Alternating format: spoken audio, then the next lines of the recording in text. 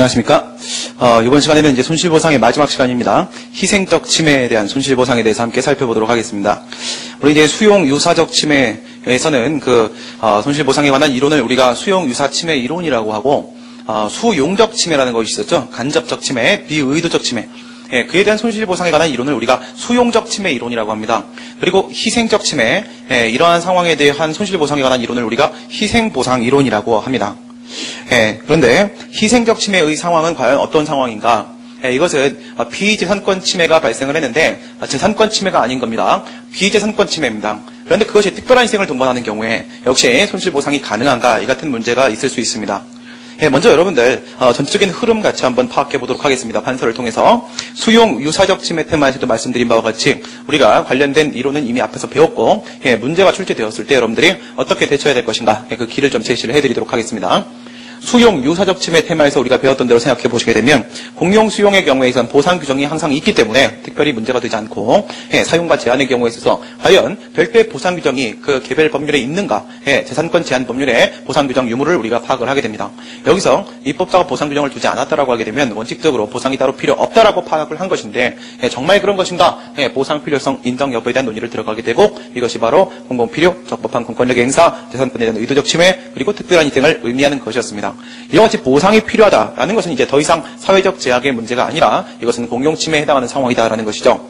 그 다음 단계에서 관계규정 유추 적용에 대한 논의로 넘어가게 됩니다. 이것은 그 직접적 근거가 되는 재산권 제한 법률에는 보상 규정이 없지만 내용상 유사성이 인정되는 다른 보상 규정이 있다면 그 관계 규정을 유추 적용시켜서 보상을 인정할 수도 있을 것입니다. 그런데 만약 이와 같은 관계 규정 역시도 찾아볼 수가 없다면 이때는 헌법 제23조 3항을 근거로 보상이 가능한 것인가에 대한 파악이 필요해집니다. 이때 먼저 헌법 제23조 3항에서 법률로서 하도록 했던 것이 재산권 제한 내용과 그 다음 보상 내용 두 가지였는데 과연 이것을 우리 불가분 조항으로 볼 수 있겠는가 없겠는가. 만약 불가분 조항으로 본다면 경계이론을 취하고 있는 것이고 23조 3항을 근거로 어떻게든 손해 전보를 인정코자 할 것입니다. 만약 불가분 조항이 아니라고 보게 되면 이제는 23조 3항을 근거로 해서 보상이 가능하다라고 이야기할 수는 없겠죠. 이건 분리론에 입각한 것으로서 원칙적으로는 존속보장을 그 목적으로 하게 된다라고 했었습니다. 그래서 불가분 조항이냐 아니냐라는 것은 어떻게 파악을 하게 되는 것인가? 구헌법 22조와 현행헌법 23조의 3항을 비교를 해보게 되면 너무나도 분명하게 불가분 조항이라 부대 조항이 맞다라고 우리가 볼 수 있을 텐데요. 그 다음에 23조 3항에 대한 효력을 통해서 보상 가능 여부를 파악을 했을 때 직접 효력설과 유추적용설에 따르게 되면은 보상이 가능하고 위헌무효설에 따르게 되면은 손해배상이 가능하게 된다라고 봤었네요. 여기서 한 단계 더 넘어가는 것이 바로 이번엔 수용적 침해입니다. 수용적 침해라는 것은 재산권에 대한 의도적 침해가 아니라는 것이죠. 비의도적 침해라고 했습니다. 제가 말씀을 드렸던 것으로는요. 주택건설 사업계획 승인 처분을 해주는데 그 부지 옆에 화로의 집이 있었다. 이렇게 말씀을 드렸었죠. 그 경우를 여러분들이 한번 기억을 해주시면 되겠고요. 제일 먼저는 이건 굉장히 특이한 상황이기 때문에 이게 수용적 침해 상황이 맞는지 아닌지부터 여러분들이 파악을 하셔야 됩니다. 여기서는요. 수용이 아니라 사용 제한 상황을 여러분들이 파악하시면 되고 의도적 침해를 전제로 하는 것이지만 여기서는요. 간접적 침해, 비의도적 침해 상황인 것인가를 파악하십니다. 물론 이것은 재산권 침해입니다. 여기까지는 재산권 침해요. 여기가 이제 비재산권 침해가 되는 것이고 수용적 침해가 맞다. 여러분들이 이렇게 파악이 되면은 보상 규정이 여러분들 없을 가능성이 우선 굉장히 높을 거예요. 먼저는 특별한 희생이 발생했는지 안 했는지를 보셔야 돼요. 보상 규정 유무에 대한 논의 앞에 특별한 희생부터 파악할 겁니다. 특별한 희생이 인정됨에도 불구하고 보상 규정이 없다. 이렇게 들어가야 되는 것이기 때문에 특별한 희생 인정 여부에 대한 논의를 들어가시는데 이것은 여기서 얘기하는 이 보상 필요성에 대한 문제와 똑같아요. 같은 내용입니다. 그래서 이 수용 유사적 침해 상황에서 특별한 희생, 즉 보상 필요성이 인정되면 그 정도 수준이면 여기도 특별한 희생이 인정이 되는 거예요. 판단하는 기준이 똑같다는 겁니다. 형식적, 실질적 기준설에 따라 파악하는 방법이 똑같다는 거예요. 그리고 나서 특별한 희생이다라고 하게 되면 권리구제가 필요해지는 상황이에요. 권리구제가 필요한데 과연 별도 보상 규정이 있는가를 보십니다. 근데 말이에요. 공익사업을 위한 토지 등의 취득 및 보상에 관한 법률이라는 법이 있다고 했습니다.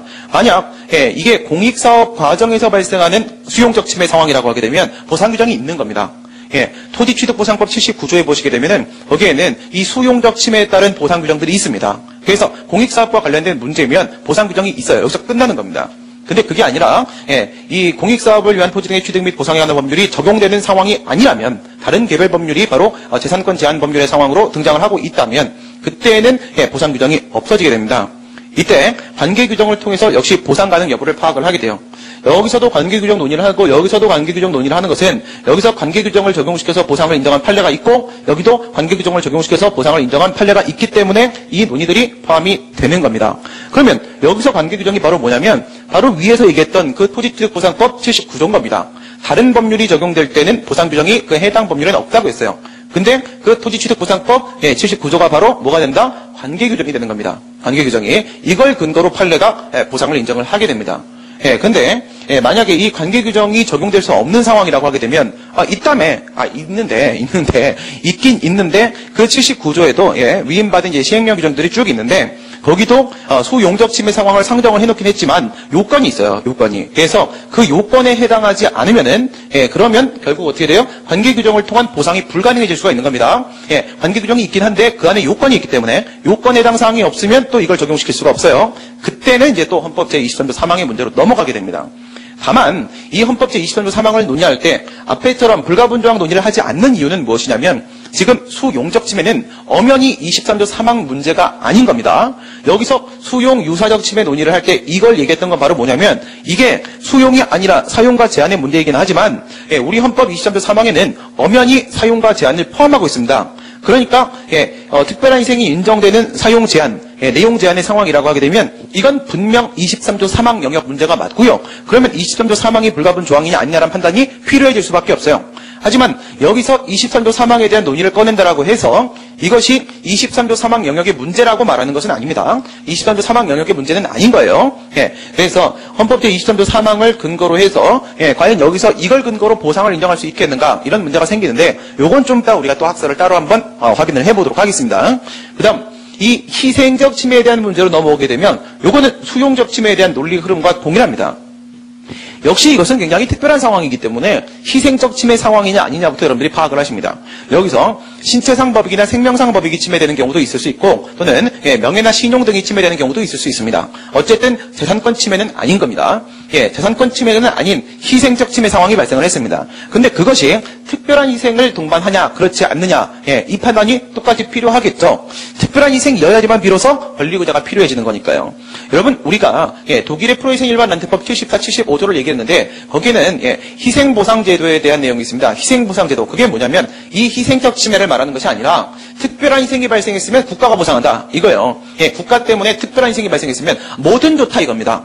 그래서 그 희생보상제도 안에는 수용유사침해 이론, 수용적 침해 이론, 희생보상 이론이 전부 다 그 안에 담겨 있다라고 보는 거예요. 그러니까 독일 같은 경우에는 수용유사적 침해 상황이든 수용적 침해 상황이든 희생적 침해 상황이든 바로 그 프로희생 일반 난태법 74, 75를 근거로 희생보상제도를 근거로 다 보상해 줍니다. 애들은 그거 하나로 다 끝내요. 뭐라고요? 우리가 손실보상을 맨 처음에 논의할 때 이거 이론적 근거가 뭐냐라고 했을 때 특별희생사상서를 따랐죠. 특별한 희생이 발생하면 당연히 국가가 보상하는 것이다. 이게 바로 프로희생 일반 난태법이라는 거예요. 그래서 여기도 특별한 희생, 여기도 특별한 희생, 여기도 특별한 희생 논의를 할 수밖에 없는 거죠. 특별한 희생이 발생했을 때 보상을 인정하는 거니까요. 그렇죠? 그래서 특별한 희생 인정 여부에 대한 논의를 합니다. 특별한 희생이 인정이 됐는데 그럼에도 불구하고 보상 규정이 없다는 거죠. 그렇죠? 근데 전염병 예방법이나 아니면 소방기본법 이런 데는 보상 규정이 있어요. 그럼 여기서 논의가 끝나냐? 안 끝납니다. 그게 문제예요. 희생적 침해가 좀 특이한 게 바로 그거예요. 보상 규정이 있는데 거기에 있는 보상 금액이 우리가 일반적으로 얘기하는 23조 3항의 정당 보상 원칙과 우리가 비교해보게 되면 금액이 현저히 하회합니다. 그리고 그 국가배상을 통해서 배상을 받는다라고 했을 때 배상 금액과 비교해도 현저히 하회합니다. 개별법에 있는 이 희생적 침해에 대한 보상 규정의 금액이 현저히 하회하기 때문에 그것으로서 제대로 모든 손해정보가 끝났다라고 말할 수가 없어요. 그래서 그 다음 논의가 또 들어가게 됩니다. 이것만 갖고는 부족하다는 거예요. 그래서 어쨌든 보상 규정이 없으면 무조건 내려가는 거고 있다고 하더라도 부족하기 때문에 그 금액이 현저히 부족하기 때문에 그래서 다시 밑으로 또 내려갑니다. 손해배상이나 손실보상을 통해서 그 남은 부분을 또 추가적으로 과연 배상 보상을 받을 수 있겠는가 이런 문제가 생길 수밖에 없겠죠. 그래서 국가배상에 대한 논의를 들어갑니다. 여기는 왜 관계규정 유치적용 논의가 없느냐? 이쪽에는 희생적 침해에 대해서 관계규정을 통한 보상을 인정한 판례가 없습니다. 없기 때문에 별도로 우리가 굳이 그것을 끼워넣을 필요는 없는 거예요. 그런 판례가 전혀 없고요. 그래서 국가배상 논의를 들어갑니다. 국가배상 논의를 들어가는 이유는 바로 뭐냐면 우리 국가배상법에서 위법성 논의를 했을 때 결과 위법성설이나 상대적 위법성설에 따르게 되면은 이와 같이 희생적 침해 상황을 위법한 것이라고 우리가 인정을 할 수가 있어요. 그러면 위법성을 인정을 하긴 하는데 뭐가 문제가 된다고 했죠? 과실이 인정이 안 됩니다. 과실이. 그래서 예방접종 주사 놓는데 과실이 의사에게 있었다라고 입증하기가 곤란하다는 거예요. 그래서 결국 이건 실패합니다. 실패하고 그리고 나서 또 23조 3항을 근거로 희생적 침해에 대한 보상 가능 여부를 판단해서 만약 여기서까지 부정하면 이건 방법이 없는 거예요. 여기서 이제 보상 규정이 있으면 더 적은 금액이긴 하지만 거기까지 받는 게 전부가 돼버리는 거죠. 마지막에 또 이게 중요해집니다. 그러니까 여러분들은 어떤 상황이 등장을 한다고 하더라도 지금 제가 알려드린 이 5단계를 전부 다 답안에다가 다 집어넣으시면 돼요. 무조건 집어넣으시면 됩니다. 그러면 점수는 충분한 점수가 나오게 될 겁니다. 이 흐름을 여러분들이 먼저 기억을 좀 해주시면 좋겠고, 다시 교과서로 돌아오시게 되면은 공공필요에 의해서 이루어진 국가기관의 행위라고 되어 있는데요. 여기서 행위가 밑줄 그시고 공권력 행사가 아닙니다. 공권력 행사가. 그러니까 수용 유사적 침해나 수용적 침해 상황은요, 이것은 공권력 행사 문제입니다. 그런데 여기는 공권력 행사가 아니에요. 예를 들어가지고 여러분들 신종플루 때문에 예방접종을 한다라고 했을 때 국가가 민간 병원한테 이 예방접종에 대한 공무를 위탁을 했습니다. 그래서 공무수탁사인이 되는 사랑의 병원이 민간 병원이 예방접종을 한다고 했을 때 그 예방접종이 타인에게 수인 의무를 부과하는 것도 아니요, 예방접종을 강제로 맞으라고 하는 것도 아닙니다. 하기 때문에 이건 공권력 행사가 아니에요. 그 사실행위거든요. 그래서 공권력 행사가 아닙니다. 희생적 침해에서의 행정작용은 그냥 공행정작용일 뿐인 것이지 이게 항상 처분인 것은 아닙니다. 그다음 발생한 생명, 신체, 명예 등 비재산적 법익에 대한 침해 이건데 이따가 보시게 되면 이 생명, 신체 이 부분에서 헌법 제12조를 사용을 하게 되고 이 명예, 신용 이런 부분에서 헌법 제10조를 근거로 또 사용을 하게 됩니다. 이건 비재산권 침해 문제인데 우리가 수용적 침해나 수용 유사적 침해에서는 재산권 침해이기 때문에 23조 1항을 근거로 유추적용설이 23조 1항을 직접 근거로 손실보상을 인정을 했었습니다. 근데 여기는 비재산권 침해이기 때문에 23조 1항의 사유재산권 보장 조항을 가지고 들어가지 않아요. 10조와 12조를 23조 1항을 빼고 10조와 12조를 집어넣습니다. 이게 약간의 차이점이에요. 비재산적 법익에 대한 침해 상황을 말하는 것이다. 수용 유사적 침해 상황과 마찬가지로 손해배상이나 손실보상을 가지고 기존의 제도를 가지고는 권리구제가 적절히 이루어지기가 힘들기 때문에 이 같은 논의가 따로 나오게 되는 건데, 손해배상의 경우에서는 위법 과실이죠. 위법 과실. 우선은요, 이릉적법의 무과실입니다. 희생적 침해도 이릉적법의 무과실이죠. 그러니까 손해배상을 통해서는 원칙적으로 전형적인 손해배상의 대상은 아니에요. 손실보상의 경우에 있어서는 여기서 이제 다른 문제가 아니라 재산권 침해가 아니라는 거죠. 여기 같은 경우에는 손해배상과 손실보상으로 불가능하다고 했을 때 여기는 적법 무과실에 대한 문제이면서 또 손실보상과 비교를 하게 되면 비의도적 침해다. 그래서 손해배상과 손실보상 제도를 가지고는 적절히 해결이 곤란하다. 이렇게 들어가고, 여기서는요, 여기서는 우선 희생적 침해는 손해배상의 대상이 아니고 무과실의 문제고 더불어서 비재산권 침해다. 일로 들어가는 거죠. 그래서 손실보상 제도를 가지고는 적절한 권리구제가 불가능하다. 비의도적 침해여서 손실보상이 아니다. 비재산권 침해여서 손실보상이 아니다. 이래서 흠결 영역이 발생을 하게 된다 이겁니다. 이때 적법 무과실한 비재산권 책임이라고 이렇게 돼 있는데요. 여기서 우선 무과실이라는 것은 말씀드린 바와 같이 국가배상으로 들어가도 과실을 입증할 수가 없어요. 과실을. 그건 무과실이고, 위 앞에 있는 적법은 이릉적법이에요. 이릉적법. 근데 이 이릉적법이라는 것이 어떻게 접근된 거냐면 수용 유사적 침해 상황에서는 위헌인 법률에 근거한 처분이기 때문에 결국은 위법으로 넘어가게 되죠. 결국은 얘는 뭐냐? 국가배상에서 결과 위법을 인정을 함으로써 그래서 위법 무과실로 전환을 시키게 되는 것입니다. 그래서 여기 있는 적법이라는 것은 위법으로 바뀔 수 있는 거예요. 여러분 수용 유사적 침해의 맨 끝에 있었던 그림을 보시게 되면 희생적 침해가 위법 무과실 영역에 들어가 있을 겁니다. 그건 바로 뭐예요? 결과 위법을 인정을 했을 때 위법 무과실 된다는 겁니다. 그런 차이점 여러분들 좀 이해를 해주시면 되겠고, 구별 개념 수용 유사든 수용적 침해든 이건 재산권 침해죠. 이건 비재산권 침해고 이제 그런 차이점입니다. 그다음 이 부분 조심하십니다. 특별한 희생. 이 희생적 침해 쪽에서 권리구제가 필요한 특별한 희생 발생, 이 판단은 우리가 앞에서 봤던 형식적 기준설, 실질적 기준설, 그래가지고 형식적 기준설에는 개별행위설, 특별행위설, 실질적 기준설에는 가수 용배가 중상을 당했다. 이걸 가지고 판단하는 게 아니에요. 재산권 침해 문제가 아니기 때문에 거기서 재산권의 본질적 영역, 재산권의 본질인 배타적 지배권을 침해하게 되면 이것은 특별한 희생이다. 이런 식으로 판단하는데 재산권 문제가 아닙니다. 그렇기 때문에 앞에서 특별한 희생을 판단했던 그 기준이 여기도 적용되는 게 아니에요. 여기는 특별한 희생 판단하는데 별도의 기준이 있습니다. 별도의 기준이. 그래서 오른쪽에 있는 박스를 한번 보시게 되면은 이것이 일상적인 위험 상태의 문제인 것인가 아닌가 이런 거예요.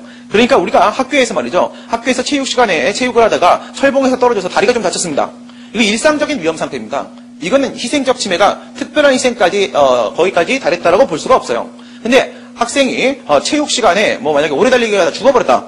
이건 특별한 희생이 맞는 거죠. 그렇죠? 예, 그래서 일상적인 위험 상태냐, 이례적인 위험 상태냐, 정형적이냐, 비정형적이냐 이걸 가지고 먼저 특별한 희생 여부를 판단합니다. 희생적 침해에서. 그 다음에 이 만약에 희생적 침해를 발생시킨 그 공행정작용 있죠? 그 행위의 근거법이 있을 겁니다. 예, 근거법이 있다면 그 근거법에서 그 근거 규범의 규범 목적 안에 과연 이 정도의 희생적 침해를 예상했다라고 볼 수 있겠는가? 아니면 예정되어 있지 않은 정도의 희생적 침해인 것인가? 이런 판단이 필요해집니다. 예상 가능한 위험 상태라고 하게 되면 이게 바로 뭐냐면 전염병 예방법상 예방접종을 했을 때 미열이 좀 나는 정도, 이 정도 수준은 이미 전염병 예방법 내에서도 충분히 예견되어 있는 내용이었다 이거예요. 근데 예방접종을 맞다가 고열에 시달리다가 사람이 죽었다. 이거는 이제 전염병 예방법에서 예정해 놓은 정도의 위험 상태라고 볼 수가 없죠. 이런 것을 기준으로 해서, 즉 일상적이나 이례적이냐, 아니면 예상 가능한 것이냐, 예상 불가능한 것이냐, 이런 걸 가지고 희생적 침해에서는 특별한 희생 발생 여부를 판단을 하게 됩니다. 좋습니다. 그래서 이제 특별한 희생이 발생을 했다라고 하게 되면 국가배상이라는 문제로 넘어간다고 했어요. 근데 과실에 의한, 즉 유책한 비재산권 침해면 이건 당연히 국가배상이 가능하겠죠. 무과실에 의한 경우라고 하게 되면 무책한 비재산권 침해면 이때는 국가배상이 불가능할 텐데 대부분 다 무책입니다. 그렇죠? 과실이 인정이 안 돼요. 여기서 또 상황이 종료되지 못하죠. 결국은 예로마트 6번으로 넘어가게 되는 거예요. 23조 사망을 근거로 해서 과연 손실보상이 가능하겠는가? 근데 말이죠. 3번 검토 밑에 있는 박스를 보시게 되면 여러분들이 이거를 비교하실 수 있어야 돼요. 이거를 맨 왼쪽이 수용 유사, 중간이 수용, 오른쪽이 희생입니다. 그러면 여러분들이 배우신 내용은 바로 수용 유사적 침해 상황을 전제로 해서 배웠단 말이죠, 우리가. 그러면 이 수용 유사적 침해 상황을 전제로 해서 어떤 학설들이 있었냐? 입법방침설, 방침규정설이죠? 입법방침설이라고 제가 같은 말이에요, 방침규정설과. 근데 이렇게 이름을 바꾼 이유는 바로 뭐냐면 이해를 좀 더 여러분들 편하게 해드리기 위해서 오른쪽에 입법 필요설로 나가버리기 때문에 앞법을 좀 맞춰왔습니다. 그래서 방침규정설과 직접효력설과 유추적용설과 위헌무효설과 보상입법 부작위 위헌설은 거기 내용이 우리가 배운 대로 배운 바와 같습니다. 그럼 수용적 침해 상황을 한번 보겠습니다. 수용적 침해 상황. 수용 유사적 침해에서 23조 사망을 입법방침설을 취했던 사람들은 여기서도 역시 보상 규정 없으면 손실보상은 불가능하다. 같은 입장 취하겠죠. 이것은 밑에 있는 직접효력설의 경우에 있어서는 23조 사망을 직접 근거로 해서 보상이 가능하다고 봤는데 이건 그대로 넘어옵니다. 수용적 침해에서도 23조 사망을 근거로 해서 바로 보상이 된다라고 봐요. 이건 이제 우리가 비판할 때 23조 사망에서 법률로서 보상을 하라고 했지 헌법으로 보상을 하라고 하지 않았다. 우리 이렇게 비판을 했었습니다. 그 다음에 유추적용설의 경우에 있어서도 전혀 다를 바가 없습니다. 23조 사망을 유추적용시킵니다. 23조 1항과 11조를 직접 근거로 둡니다. 전혀 달라지는 게 없어요. 그 뒷부분이 달라져요. 뭐냐면 위헌무효설이나 보상입법 부작위 위헌설이죠. 위헌무효설에서는 법률이 23조 사망의 위반이다라고 얘기한 것이고 보상입법 부작위 위헌설은 입법 부작위가 23조 사망의 위반이다 이렇게 말을 하는 건데 근데 둘 다 23조 사망 영역의 문제라고 봐야지만 23조 사망에 위반된다라고 말을 할 수가 있는데 수용적 침해는 이건 비의도적 침해이기 때문에 23조 사망 영역 문제 자체가 아닙니다. 그렇죠? 그래서 여기서 위헌무효설에서 이 법률은 위헌이다라고 주장을 할 수가 없게 되고 보상입법 부작위 위헌설에서 23조 사망에 위반돼서 위헌이다라고 주장을 할 수 없게 됩니다. 결국 위헌무효설과 보상입법 부작위 위헌설은 수용적 침해로 넘어오면서 완전히 무력화돼 버리고 그 주장을 포기하게 됩니다. 그러면 수용적 침해에서는 역시나 보상 규정 없으면 여기는 어쩔 수 없다. 이런 결론을 내게 되겠죠. 그럼 희생적 침해로 한번 넘어가 보도록 하겠습니다. 희생적 침해. 역시 입법방침설, 입법필요설, 이 사람들은 보상 규정 없으면 안 된다가 그냥 결론이에요. 어쩔 수 없는 거고. 그 다음에 직접 효력설의 입장을 취했던 분들이죠. 이분들 같은 경우는 이렇게 보는 거예요. 재산권 침해에 대해서도 23조 사망을 근거로 직접 보상을 인정을 했는데 그보다 더 심각한 비재산권 침해에 대해서 23조 사망을 근거로 보상을 인정하지 못할 바 아니라 물론 가능하다 이겁니다. 더 이상 논의의 가치가 없다. 물론 된다. 이 물론 해석설이라는 이런 표현은 이제 일본에서 넘어온 건데 물론 해석설 우리가 보통 이렇게 얘기하고요. 직접 효력설과 다르지 않습니다. 당연히 된다라는 얘기예요.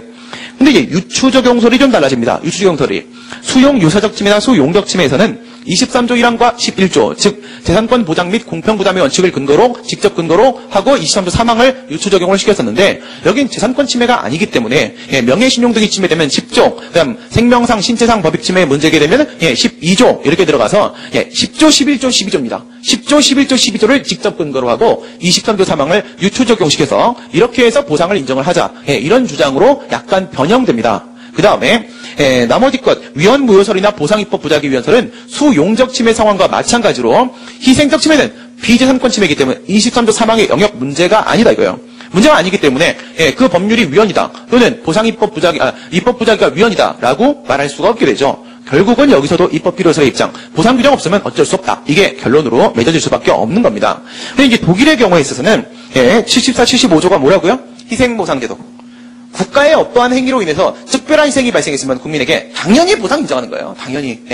우리는 이런 게 없어. 우리 이런 게 없기 때문에 이제 이렇게 학설이 복잡하게 대립하는 겁니다. 그래서 독일은 이렇게 보고 있고, 그래서 우리가 이 논의를, 답안 논의를 할 때도 특별한 희생 논의가 계속적으로 나올 수밖에 없다는 거죠. 그럼 이 같은 학설을 전제로 해서 우리가 이제 위로 올라가 보시게 되면은 희생적 침해 상황에서 물론 해석설은 이제 직접 효력설과 같은 거니까 물론 해석설 및 유추적용설에 따르게 되면 이때는 손실보상이 가능해지겠죠. 가능해지고 그 다음에 위헌무효설에 따르게 되면 손해배상이 가능한가요? 아니죠. 여기는 그게 없습니다. 그렇죠? 그래서 여기는 바로 입법필요설로 넘어가 버립니다. 그래서 직접 효력설, 즉 물론 해석설과 유추적용설을 취하지 않는 이상 여기서는 다른 가치 보상의 방법이 없어져 버리게 되는 겁니다. 위헌무효설을 사용할 수가 없다. 이 같은 현상은 수용적 침해에서도 역시 마찬가지다. 그래서 여러분들이 이거를 여러분들 쭉 기억하시게 되면 수용적 침해에 대한 문제도 지금 이 학설들을 바탕으로 여러분들이 충분히 해결하실 수 있으실 거라고 믿습니다. 지금까지 이렇게 함으로써 손실보상에 대한 모든 논의를 마칩니다. 여기까지면 여러분들 손실보상과 관련된 문제는 다 해결하실 수 있을 거예요. 그런데 여기서 이제 남겨놓은 부분이 하나 있죠. 뭐가 있어요?